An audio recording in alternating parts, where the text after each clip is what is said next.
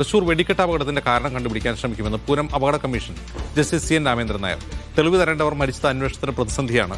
Police കമ്മീഷണറുമായും ജില്ലാ കളക്ടറുമായും കൂടിക്കാഴ്ച നടത്തുമെന്നും ജസ്റ്റിസ് രാമേന്ദ്രൻ നായർ പറഞ്ഞു. അപകട കാരണം കണ്ടുപിടിക്കാൻ നോക്കും. അത് കണ്ടുപിടിക്കാൻ നോക്കുമെന്ന് അറിയില്ല. കാര്യം ഇപ്പം ഇതിന് യഥാർത്ഥ തെളിവ് തരേണ്ട ധാരാളം പേര് മരിച്ചു. ഇനിയുള്ളവർ ഇതിനകത്ത് അവിടെ ഉണ്ടായിരുന്നവരാണോ, ഈ എക്സ്പ്ലോഷൻ ഉണ്ടായതിനകത്ത് ഉണ്ടായിരുന്നവരാണോ, അതോ പെരിഫറിയിൽ ഉണ്ടായിരുന്നവരാണോ എന്ന് നമുക്കറിയില്ല.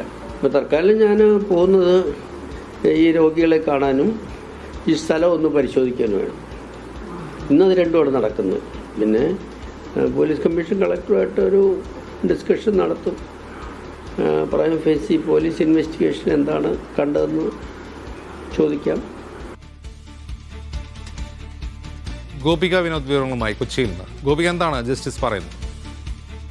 അജിം, ഈ സർക്കാർ നിയോഗിച്ച ജുഡീഷ്യൽ കമ്മീഷന്റെ കമ്മീഷണറായിട്ടുള്ള ജസ്റ്റിസ് സി എൻ രാമചന്ദ്രൻ നായരാണ് ഇന്ന് ഈ മുണ്ടത്തിക്കോട് ദുരന്ത സ്ഥലം ഉൾപ്പെടെ സന്ദർശിക്കും. ഇന്ന് തൃശ്ശൂർ ഏകദേശം ഉച്ചയോടുകൂടി തന്നെ തൃശ്ശൂരിൽ അദ്ദേഹം എത്തിക്കൊണ്ട് ഈ അപകട കാരണം കണ്ടുപിടിക്കാനുള്ള ശ്രമം നടത്തുമെന്നാണ് പറഞ്ഞത്.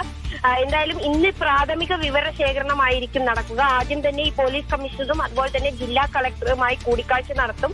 അത്തരത്തിലുള്ള ഉന്നത സമിതിയുടെ യോഗം ചേരും. അതിനുശേഷമായിരിക്കും മെഡിക്കൽ കോളേജിലെത്തി പരിക്കേറ്റവരെ സന്ദർശിക്കും. അവരിൽ നിന്നും പ്രാഥമികമായിട്ടുള്ള വിവരങ്ങൾ ശേഖരിക്കും. അതിനുശേഷം ഉച്ചയ്ക്ക് ശേഷമായിരിക്കും ഈ മുണ്ടത്തിക്കോടുള്ള ഈ അപകട സ്ഥലം സന്ദർശിക്കുക. കൂടാതെ തന്നെ ഇതിൽ നിന്നും രക്ഷപ്പെട്ട ആളുകളുടെ മൊഴികളും ഇന്ന് രേഖപ്പെടുത്തുമെന്നും അദ്ദേഹം പറഞ്ഞു.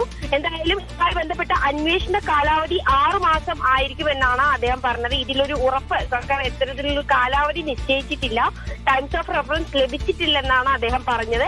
എന്തായാലും ഫോറൻസിക് സർജൻമാർ ഉൾപ്പെടെയുള്ള വിദഗ്ധരെയും മറ്റ് ദേവസ്വം ബോർഡിനെയും എല്ലാവരുടെയും മൊഴികൾ കേൾക്കാനുണ്ടെന്നാണ് അദ്ദേഹം പറഞ്ഞത്. അജിം, ശരി ഗോപി.